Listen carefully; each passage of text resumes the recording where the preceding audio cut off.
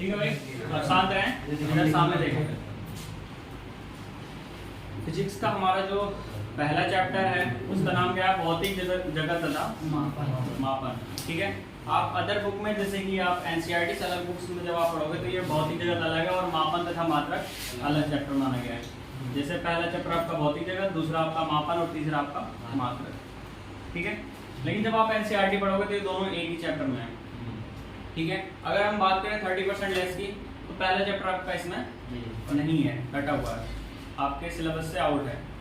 लेकिन आप जब 12th में आओगे तो इसके बारे में नॉलेज जरूरी है, इसलिए इस चैप्टर को हम थोड़ा सा इसका बस जो आपका कॉन्सेप्ट है, बेसिक कॉन्सेप्ट या जो आपका 12th में आने लायक क्वेश्चंस हैं उस टाइप के क्वेश्चंस को हम इसमें रिवाइज करेंगे। जैसे आपको पता है कि विज्ञान किसे कहते हैं?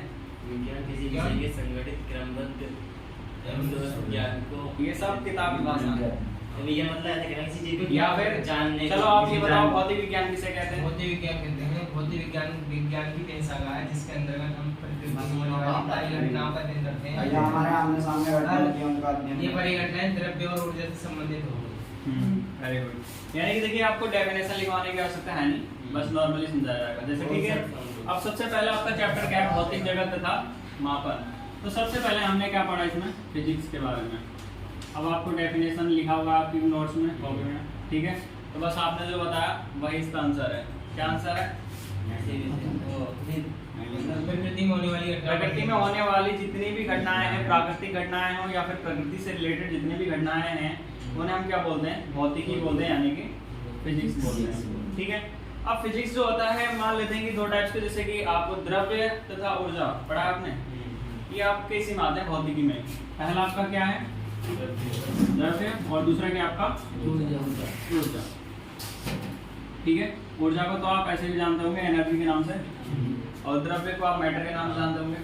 देखिए, द्रव्य को आप क्या बोलते हैं? मैटर। और ऊर्जा को क्या बोलते हैं आप? एनर्जी बोलते हो।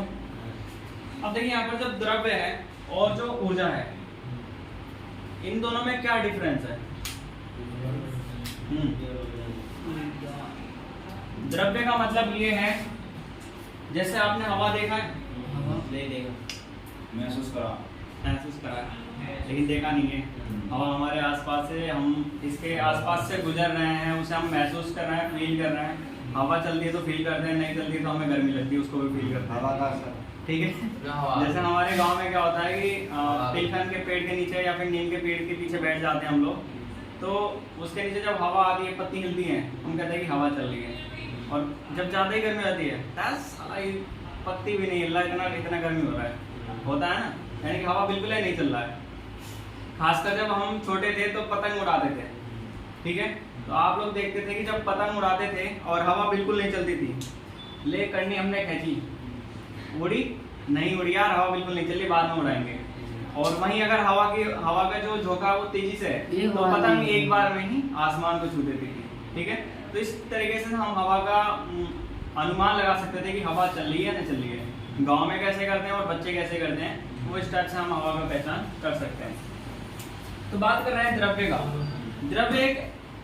द्रव्य एक ऐसा, जैसे कि मैटर, ऐसी वस्तु, ठीक है, या फिर ऐसा पदार्थ कह लो आप, ठीक है, जिसमें द्रव्यमान होता है तथा वो स्थान घेरती है। क्या करती है? स्थान घेरती है। और जिसमें क्या होता है? द्रव्यमान। द्रव्यमान का मतलब भार, भार बोल सकते हैं। जैसे आपने, जैसे कि आप क्या कह रहे हैं, जिसमें क्या हो आपका? द्रव्यमान भी हो और वो क्या करती है? स्थान भी घेरती। ठीक है, और इसमें आयतन होता है कि नहीं होता है? आयतन नहीं, आयतन होता है। जब स्थान घेरेगी और द्रव्यमान भी होगा तो ऑब्वियसली बात है कि इसका आयतन होगा। ठीक है, यानी कि ऐसी वस्तुएं जिनमें द्रव्यमान होता है तथा वो स्थान घेरती हैं, वो क्या कहलाती हैं? मैटर्स कहलाती हैं, यानी कि द्रव्यमान कहलाती हैं। अब एनर्जी, भाई एनर्जी का डेफिनेशन तो बहुत आसानी से आप दे दोगे।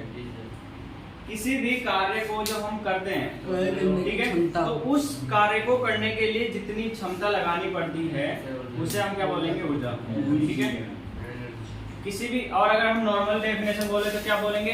किसी कार्य को, किसी किसी कार्य को करने के लिए आवश्यक किसी कार्य को करने में किसी कार्य को करने में प्रयुक्त की गई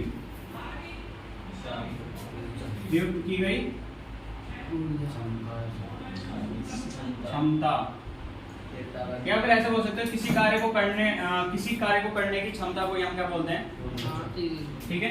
किसी कार्य को करने की क्षमता को क्या बोलते हैं, ऊर्जा बोलते हैं। जैसे अगर हमें कोई स्टूल उठाना हो या डस्टर उठाना हो या फिर ये मार्कर उठाना हो, तो इसको उठाने के लिए हमें कुछ ना कुछ इसमें एनर्जी लॉस करना पड़ेगा। बोलते हैं ना कि हम जब ज्यादा थक जाते हैं तो हम अगर आपसे कहें कि चलो इधर नोट दौड़ते हैं, तो आप कहते हो कि हमारे अंदर एनर्जी बिल्कुल नहीं है। कहते हो आप एनर्जी क्यों नहीं है, क्योंकि आपको उसमें दौड़ने की क्षमता अब नहीं रही है। आपकी क्षमता जितनी थी आप उतना दौड़ चुके हो, उतना एक्सरसाइज कर चुके हो, ठीक है। तो ये आपके दो टॉपिक्स थे, द्रव्य और दूसरा क्या हो गया, ऊर्जा। फिजिक्स के बारे में हमने पढ़ा। अब हम भौतिक जगत में कुछ बल भी होते हैं हमारे अंदर, होते नहीं होते हैं। आपने पढ़ा है फोर्स, बताइए फोर्स के बारे में कुछ आप जानते हैं तो। फोर्स एक सदिश आती है और किसी वस्तु के मतलब ये क्या है, किसी वस्तु के स्थान परिवर्तन करने का जो कारक है, उससे धागा या कहते हैं बलवय कारक है जो किसी वस्तु का स्थान परिवर्तित कर देता है। बलवय कारक है जो किसी वस्तु को स्थान में परिवर्तित करने में हम उसका यूज करते हैं या फिर उपयोग करते हैं। अब देखिए नॉर्मल भाषा में हमारे जो फोर्स होते हैं, सबसे जो हमारा प्रकृति में पाया जाने वाला जो बल है जो हमें फ्री में मिलता है वो कौन सा है, गुरुत्वाकर्षण बल, ठीक है। आप अभी नहीं, पहले हम एक तो टॉपिक क्लियर करें। पहला आपका क्या है,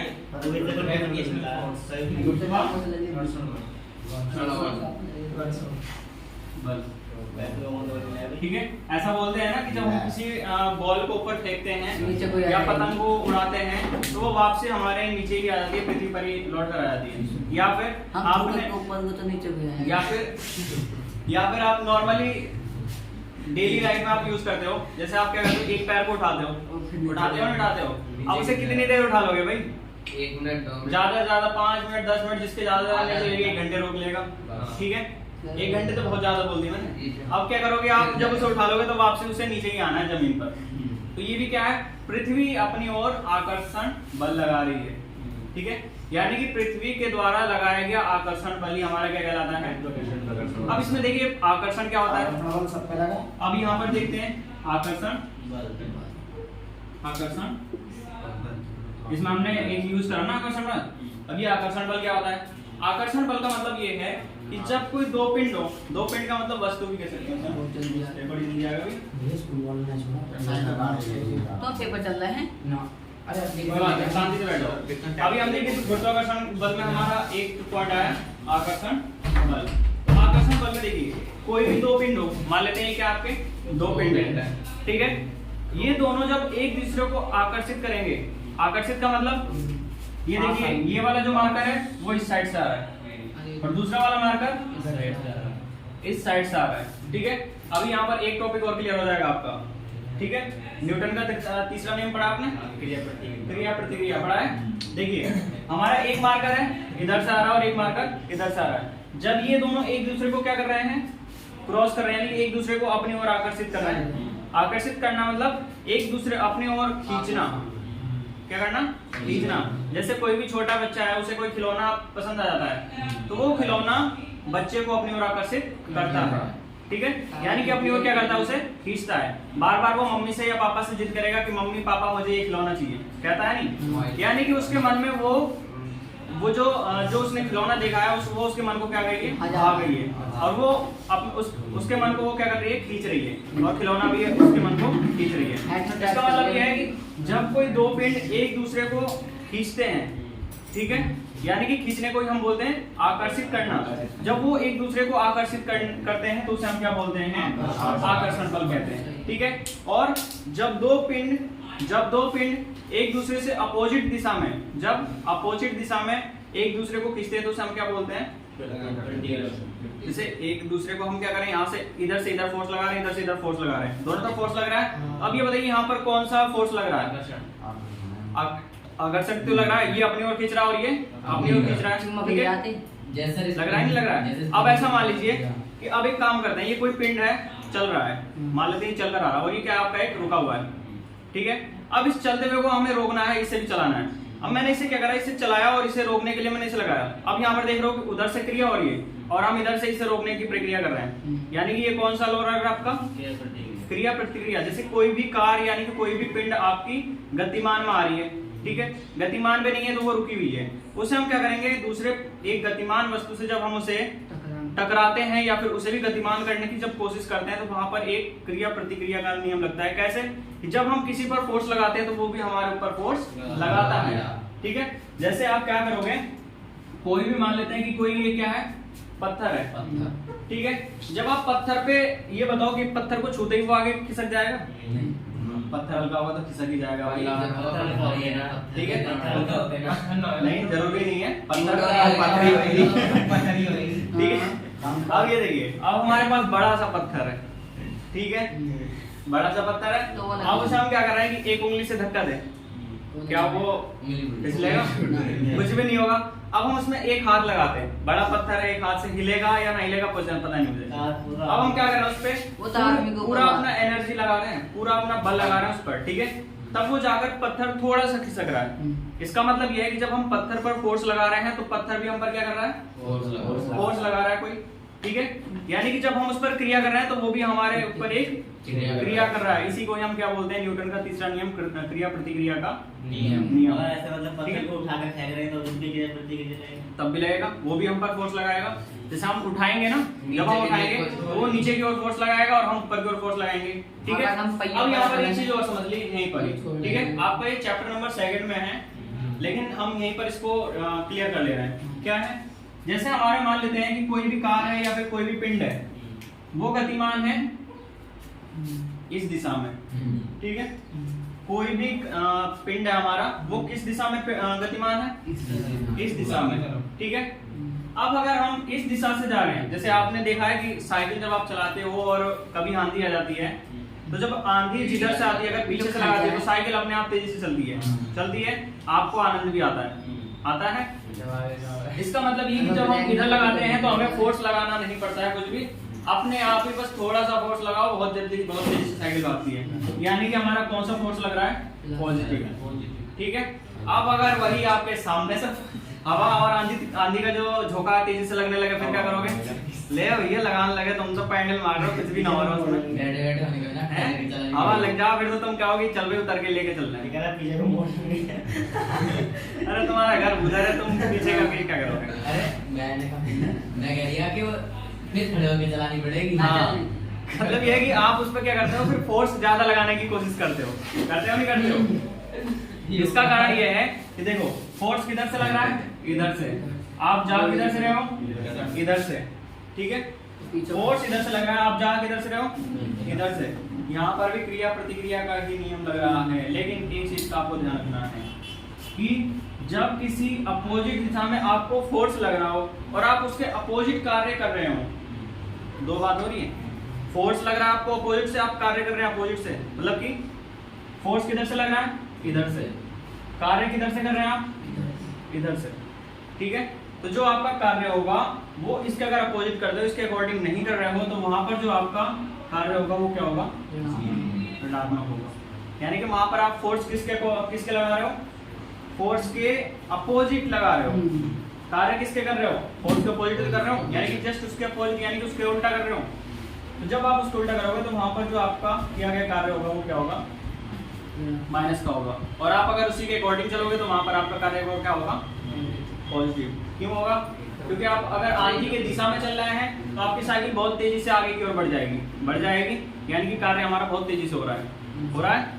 अब अगर उसी के अपोजिट हम क्या कर रहे हैं, अपना फोर्स लगा रहे हैं या फिर अपना कार्य कर रहे हैं, यानी कि उसके अपोजिट कार्य कर रहे हैं, तो बहुत ज्यादा हमें मेहनत करनी पड़ रही है, इसलिए उसका जो कार्य क्या होगा आपका नेगेटिव। दो चीजें समझ में आई आपकी, ठीक है? तो यहाँ से हमने अभी फिजिक्स पढ़ा, द्रव्य पढ़ा, ऊर्जा पढ़ा, फोर्स पढ़ा, गुरुत्वाकर्षण पढ़ा, आकर्षण बल पढ़ा, और इसमें हमारा क्या है, क्रिया प्रतिक्रिया का नियम भी हमने इसमें थोड़ा सा रिवाइज कर लिया, ठीक है? ये आपको मौखिक समझा रहे हैं तो आराम से मेरे ख्याल से समझ में आ रही है, ठीक है? क्रिया प्रतिक्रिया होगी, और जो आपका फोर्स है उसके बारे में भी हमने, चार्ज कौन सा लगता है वो आपने पढ़ लिया। ठीक है, बस ये छोटी छोटी क्लिप डालेंगे इसमें।